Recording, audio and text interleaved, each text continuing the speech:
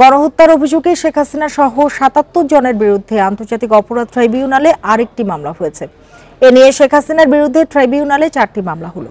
এদিকে বুধবার শেখ হাসিনার বিরুদ্ধে আরও 3টি হত্যা মামলা হয়েছে। রাজধানীর তেজগাঁওয়ে শিক্ষার্থী তৌহিদুল হক হত্যার অভিযোগে মামলা করেছেন নিহতের বড় ভাই তারিকুল ইসলাম। নুডলস খান নাই তো নুডলসই খান নাই। আসামি করা হয়েছে শেখ হাসিনা, মুনতাসির মামুন সহ ৪৯ জনকে। তেজগাঁও থানাকে অভিযোগটি এজাহার হিসেবে গ্রহণের নির্দেশ দিয়েছে আদালত। বৈষম্য বিরোধী ছাত্র আন্দোলনের সময় র্যাবের হেলিকপ্টার থেকে গুলিবর্ষণে নিহতের ঘটনায় শেখ হাসিনা ও খায়রুল হক সহ ৫ জনের বিরুদ্ধে মামলা নেয়ার নির্দেশ দিয়েছে আদালত। এছাড়া সিলেটে ছাত্র জনতার আন্দোলনে হামলার অভিযোগে শেখ হাসিনা, শেখ রেহানা সহ ৮৭ জনের বিরুদ্ধে মামলা হয়েছে।